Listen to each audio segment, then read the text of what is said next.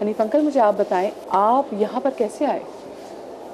मैं यहाँ कैसे आया, इसका मसला ये था कि मेरे ससुराली थे ना, वो बहुत ज़्यादा स्ट्रॉन्ग थे, दौलतमंद थे दौलतमंद थे।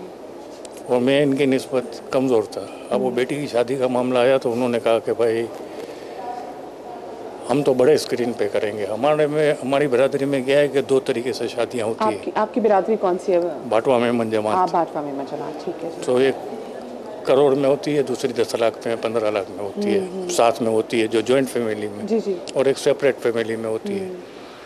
तो उन्होंने डिमांड की कि हम तो बड़े स्क्रीन पे करेंगे, हम 80 लाख देंगे, आप 20 लाख दो। अब मैं 20 लाख नहीं दे सकता था।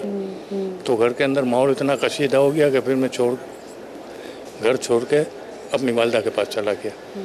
3 साल के बाद वालदा का भी इंतकाल हो गया। फिर मैं इतने सालों से यहाँ रहता था, 2 महीने से मैं यहाँ आया हूँ, क्योंकि अब मुझे लगता था कि मैं घर के अंदर किसी दिन गिर जाऊँगा या मर जाऊँगा तो पड़ोसियों को पता भी नहीं चलेगा। मेरे 2 बेटे हैं, एक बेटी है। बेटी दुबई में रहती है, जिनकी अभी शादी हुई है। बेटी की शादी हुई तो मुझे पता भी नहीं चला। दूसरे दिन मार्केट से मुझे पता चला कि मेरी बेटी की शादी हो गई है। आपको बुलाया भी नहीं? बुलाया भी नहीं। पूछा, मार्केट वालों ने पूछा कि आप नज़र नहीं आए। मैंने बोला कहाँ नज़र नहीं आया। बोला कल आपकी बेटी की शादी थी। अल्लाह मुबारक करे। यानी कि आपको पता ही नहीं था? ऐसा नहीं कि आपको बुलाया नहीं, आपको पता ही नहीं था? मुझे पता ही नहीं था। मुझे पता ही नहीं था, ना मेरे घर वालों को, ना ख़ानदान वालों को, किसी को पता ही नहीं था। ठीक है, अल्लाह खुश रखे, आबाद रखे इनको। मेरी औलाद है, मैं तो इनको सब माफ़ किया है, सबको माफ़ किया है मैंने तो। ज़िंदगी में जितने मामला जिससे साथ हुए हैं सबको माफ़ किया है। तो अंकल, मुझे बताएं, वैसे आप करते क्या थे? मैं 22 साल बैंक में नौकरी किया। 22 साल बैंक में आपने नौकरी की? बैंक में नौकरी की, मैं मास्टर आदमी हूँ। 22 साल बैंक में नौकरी की। तकरीबन समझिए कि 20 साल मैंने मेरे रोड पे होलसेल मार्केट में जनरल आइटम का काम किया, सप्लाई का, होलसेल में सप्लाई का, रिटेल पे नहीं। और 3-4 साल कपड़े का काम किया। कपड़े के कारोबार में भी मतलब घाटा वगैरह हुआ, वो तो होता रहता है कारोबार में। हम मेहमान लोग करते रहते हैं, फिर वापस आ जाते हैं, फिर करते हैं, फिर आ जाते हैं। ये हमारा लाइन ही होती है, कारोबारी लोगों को ये सिलसिला चलता रहता है। इस दरमियान में इन्होंने खारादन में मेरी रिहाइश थी पहली मंजिल पे, तो ओनरशिप का फ्लैट था, तो उन्होंने बेच के जमशेद रोड पे 4थी मंजिल पे ले लिया। अब बड़ी उम्र में आदमी ऊपर नहीं चढ़ता है, नीचे उतरता है। मैं बोला अगर इनकी बेटी को तकलीफ होगी तो 25-50 लाख निकलेंगे, क्योंकि वो तो 50 लाख और करोड़ से नीचे की बात ही नहीं करते थे। मेरे को कोई मसला हो गया तो अभी देखें, मेरे को सांस का मसला है। मुझे इतनी तकलीफ है कि मैं अस्पताल जाता हूँ तो डॉक्टर साहब को बोलता हूँ कि यार मुझे नहीं ले जाओ, अभी सांस का मसला तो कब्र में जाएगा, इसका कोई इलाज तो है नहीं। आप बात भी कर रहे हैं तो आप मैं देख रही थी, हाँ, काँप रहे हैं।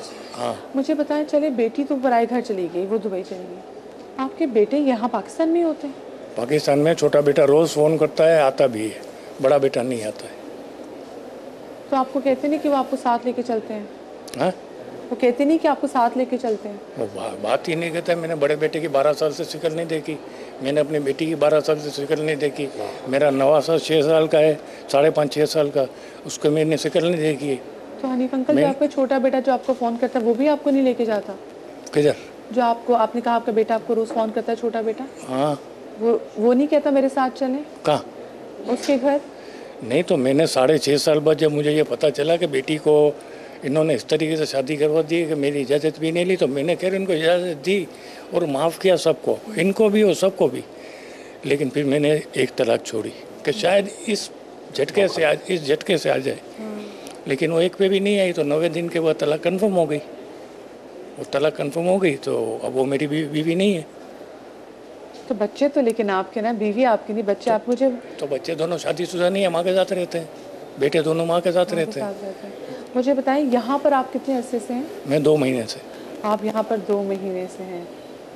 मुझे बताएं, एक बच्ची की शादी हो जाए, उसका बाप जिंदा हो और वली उसमें मौजूद ना हो, और इनफैक्ट बाप को बताया ही ना जाए कि बच्ची की शादी हो गई है। देखिए, ये तो बहुत बड़ा अलमिया है, और मैं देख रहा था बाबा को जब बात कर रहे थे तो बिल्कुल यानी इनसे बोला नहीं जा रहा था। और ये बातें हमारे लिए सुनना और शायद इंटरव्यू लेना या बैठना हमारे लिए बहुत आसान है, लेकिन मैं ये समझता हूँ कि उससे ज़्यादा मुश्किल वो मरहला होगा जब हमें अल्लाह के सामने खड़ा किया जाएगा। 2 महीने से यहाँ पर हैं। देखिए, बता रहे हैं कि मैं मास्टर्स हूँ, बैंक में था, और ये जो बात बयान की कि शादी का ये हमारे सो कॉल्ड जो स्टैंडर्ड बने हुए ना, इस पर हम कितने प्रोग्राम कर चुके हैं कि इन स्टैंडर्ड्स को किसी तरह में ख़त्म करना पड़ेगा। उसकी वजह से देखिए धोखे से शादी हुई, उन्होंने एक अच्छे तरीके से। मेरी एक बात सुने, ये स्टैंडर्ड्स को है ना हम ख़त्म नहीं कर सकेंगे, क्योंकि आज हमारे जेब में ये आ गया है। बिल्कुल सही। अब हमको है ना उनके स्टाइल पे चलना है ना, तो या तो उनके स्टाइल पे चलो या रब के स्टाइल पे चलो, दोनों में से एक काम कर लो। तो आप रब के स्टाइल पे तो चलने को तैयार नहीं जवाब हो, मुकम्मल हो गया, बहुत खूबसूरत। अल्लाह को मानते हो, अल्लाह की नहीं मानते, अल्लाह, तो इसलिए अब आप इदारे खोलना शुरू करो, इदारे खोलना शुरू करो, इदारे खोलना शुरू करो, इदारे एक ही काम करो, इदारे खोलो। औरतें कहाँ जाएंगी? औरतें 50-50 हज़ार रुपया खर्चा हो जाता है, बेचारी अकेली रहती है, कोई नहीं रखता है। वो बोलती है मैं नहीं रखूँगी, वो औरत बोलती है मैं बेटी के घर नहीं जाऊँगी।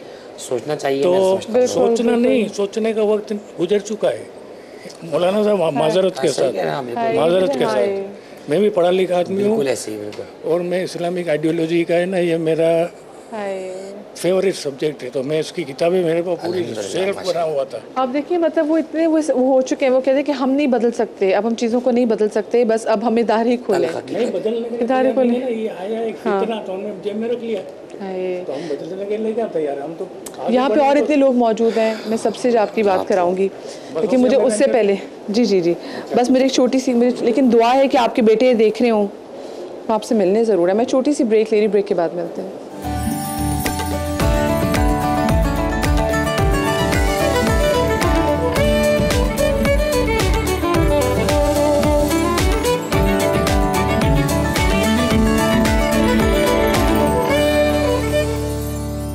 आपकी मुलाकात उनसे करवाऊंगी जिनको उनकी फ़िक्र है, जिनकी वजह से और जो इनको यहाँ पर छोड़ के गए हैं। मेरे साथ नूर अंकल हैं। अस्सलाम वालेकुम जी। मेरा नाम नूरुद्दीन है, मैं कोकन जमात से ताल्लुक़ रखता हूँ। मैं बेरोज़गार होने की वजह से आज यहाँ हूँ, क्योंकि रोज़गार क्या करते थे? मैं एज ए वेल्डर भी हूँ, मैकेनिक भी हूँ। अच्छा, मैकेनिकल काम करता हूँ। अच्छा, और आपके कितने बच्चे हैं? मेरे बच्चे 2 हैं, एक का नाम सबा है बेटी का, और बेटे का नाम मोहम्मद अफ़ान है, जो मरकज़ उम्मीद स्कूल में पढ़ता है करीमाबाद पे। दोनों पाँव से माजूर है। अच्छा, बेटा आपका माजूर है, ठीक है। मुझे बताएं आप कैसे पहुँचे यहाँ तक?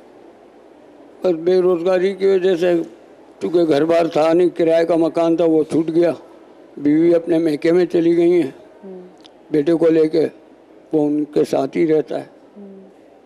तो मैं चूँकि दर बदर। नूर अंकल हमारे साथ यहाँ पर मौजूद है, बता रहे हैं कि 2 उनके बच्चे हैं, एक बच्चा मासूर है, बेटी की इनकी शादी होगी। ये बेटी से आप बता रहे थे आपकी बातचीत भी होती है? ठीक है, सही। तो अच्छा, डेली होती रहती है, मतलब हफ्ते में महीने में होती रहती है, 15-15 दिन से। हाँ, नूर अंकल मुझे बताएं आपकी बीवी के साथ कैसा ताल्लुक था कि जो आप बीवी के साथ ताल्लुक अच्छा था, लेकिन एक होता है ना कि बंदे की अमाउंट नहीं आ रही, कुछ नहीं आ रहा, तो वो उस वजह से काफ़ी बदलन हो गई थी। और फिर जिस वक्त कमाई थी तो उन्होंने उसको संभाला नहीं, और अखराजात हमारे बेटे की वजह से काफ़ी बची थे हमारे, क्योंकि उसके इलाज मुआवजे के लिए पैसा चाहिए होता था, जो मेरी कमाई के अंदर पूरा नहीं होता था। तो मैं अपने अल्लाह और